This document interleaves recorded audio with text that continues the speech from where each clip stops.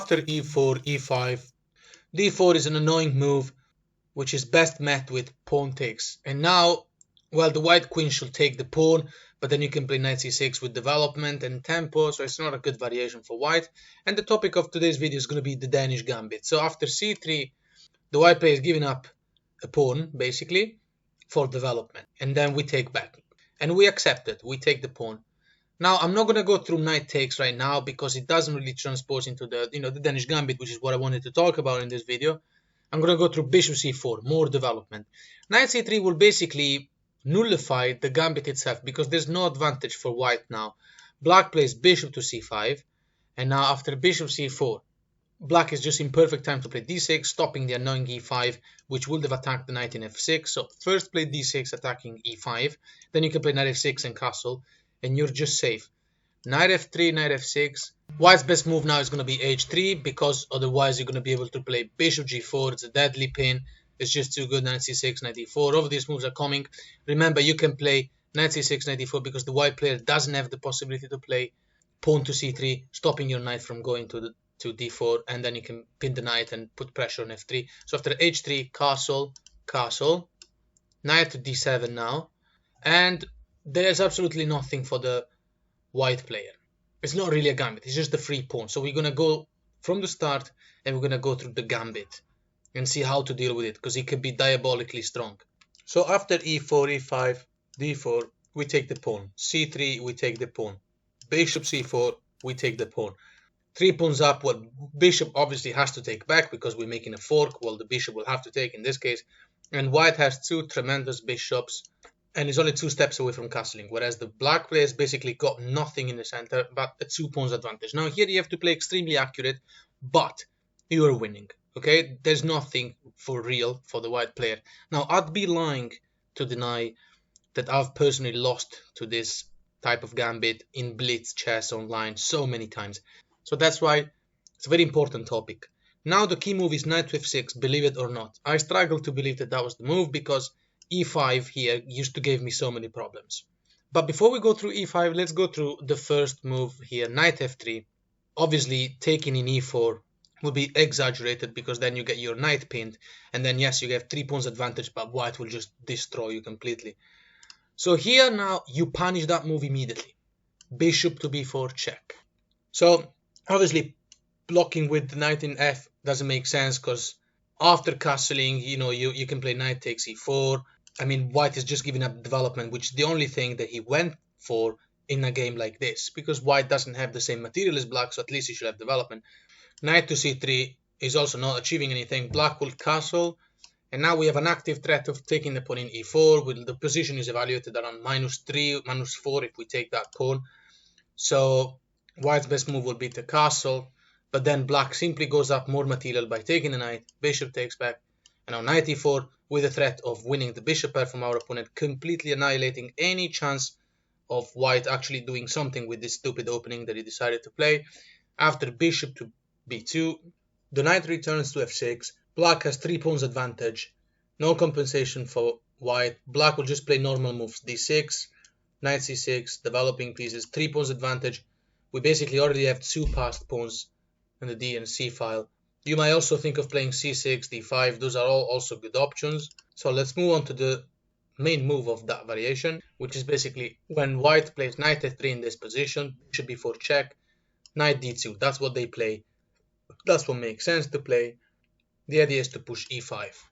Now obviously black goes on with castling, and after white plays e5, we don't have that attack like bishop takes and then knight takes in e4. Also because the knight, unlike before where the knight was in c3, this time it's in d2. White might have even, after bishop takes d2, white might have even taken back with the knight, protecting e4. But anyway, after e5, thematic move for the white player in this game, black ignores that because we've already given away too much development for material and plays d5. This is the crucial move to remember. 2 options we're going to look at: bishop moving away and pawn taking knight. So if pawn takes knight, obviously we take the bishop. And now 2 options: pawn takes in g7, attacking the rook, is met by the very obvious rook e8 check. And now only move, unless white wants to give up more material for free, is king to f1. And black now plays c3, winning the game due to even more material being won. In this position, we went through pawn immediately taken in g7, but that loses to the future move c3. If white plays a3, attacking our bishop, boom, c3 happens anyway. Well, this is very simple. We win a piece no matter what. So if white doesn't take our bishop, then we're winning a piece. And if white takes our bishop, then again, rook e8 check, forcing the king to f1, taking the white's player right to castle away. So after king f1, we take the bishop, and rook to b1, saving the rook, is met by queen takes f6, protecting the pawn. Can you see how terrible the game has gone for the white player? White only has one pawn in the entire queen side. If white plays queen to c2, putting more attack over the pawn in b2, obviously bishop f5 wins the game on the spot. You can tell why. A move like knight to c4, putting more attack over the pawn, is met with queen a6, pinning the knight with obvious idea of bishop e6, and just continuing development. We're completely winning. So let's take that from the start. d4, pawn takes, c3, pawn takes, bishop c4, pawn takes, bishop takes back, knight f6.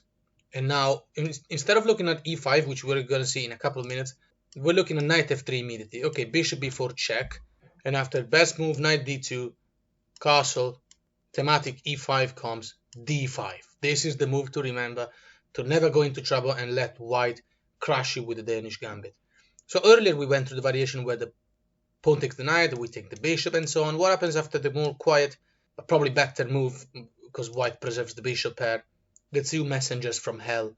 Black now plays knight e4, and after castle, now we make our life much simpler by simply swapping everything. Knight takes d2, knight takes d2, and now c5.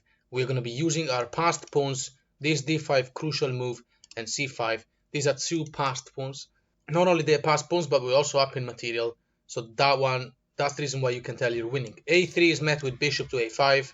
And now, obviously, a move like rook e1, just like developing move, just to tell you, just a random move to tell you what's going on. c4 would be the winning move, also because you're playing c3 next.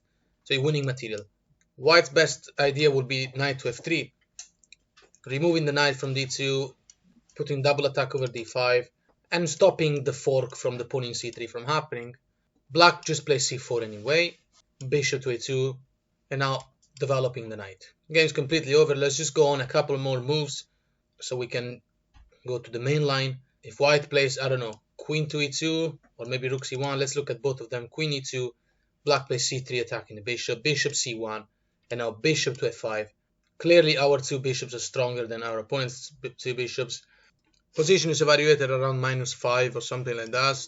Black has an idea of playing d4, d3, and so on. It's unstoppable. And in this position, instead of queen e2, let's look at rook c1, for example. It doesn't change too much. Bishop to f5 is the next move. And after best moves, knight to d4, attacking our strong bishop. Bishop to d3, traps the rook. Well, it doesn't really trap the rook because white can play knight e2. But then rook to e8, double attack on e5. I mean, come on, you can take it from here. Well, in case of f4, black plays queen to b6, winning the game. So from the start, the main idea after d4 take, c3 take, bishop c4 take, bishop takes, and now knight f6, the main idea of the white player and the most annoying one is e5 immediately, before any development of the knight. Now, surprisingly, or not really surprisingly, is bishop to b4, check. And after knight d2, guess what happens now? d5. This is an exact transposition with what happened before, except, well, there's a slight difference. Knight f3 hasn't been played here, and white has a possibility to play queen a4, which is a completely useless check. But things do look very slightly different. White has the possibility to play queen a4, which is a completely useless check. White didn't have that possibility to play it before because we castled straight away. So after d5, we're going to look at two moves. Let's look very quickly at pawn takes knight in f6. Okay, obviously we take the bishop. And after pawn takes in g7, the difference here, obviously we don't have a check. The difference here, we don't have a check, but, well, rook g8, only move. And after queen e2 check, it looks like the white player is actually starting the attack that he wanted to, but simply play bishop to e6, black is completely safe. And after rook to c1, triple attack on the pawn in c4. Well, of course, by the way, knight f3 or any other move here is not possible because of the threat of c3, right? So rook c1 puts more attack over c4, but also stops the arrival of the pawn to c3. However, time to swap everything. Queen takes, bishop takes, king takes, b5, supporting the pawn. We have 4 pawns against 1, and we already launched our attacks. And it's just too late for white. Let's say h4, because there's nothing else to do. All of these are best moves, but still b4, and well, threatening c3, so bishop to d4 now. Knight to d7 comes, idea of playing c5. So h5, c5. You see how the game is going on? Bishop to e3, and now we finally recapture this pawn, because the bishop is no longer on that diagonal. This is a very pleasant endgame to play, with completely crushing position and material. So in this position, straight after knight blocking the check, you play d5. And let's look at this idea, which we haven't seen yet. Okay, pawn takes en passant. Black takes back with the queen, developing a new piece. Black is completely out of any possible trouble that this opening might have caused. Let's say knight f3, castle.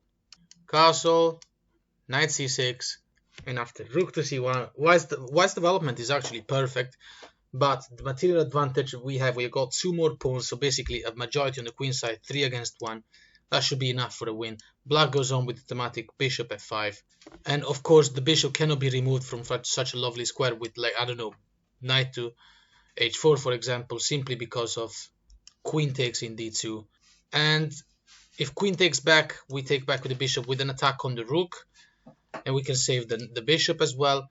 If knight takes bishop, then we also have an attack on the bishop in b2, so we're winning material no matter what. And in this position, a couple more moves I'm going to go on just to show how the game can go. But this gambit has been completely neutralized. After bishop b5, the idea of putting pressure and damaging pawn structure, doubling up and isolating our pawns. Knight to a5 to stop that from happening. And after knight to b3, swap the queens, rook takes back, knight takes, pawn takes, and now c6. This is just to simplify. The bishop can't go to a4 because you get trapped. So after bishop to d3, just simplify everything. Bishop takes, rook takes, and now knight to d5. Position is evaluated as if black was already crowned the winner of the game. And this is to show that there was nothing to fear about the Danish Gambit.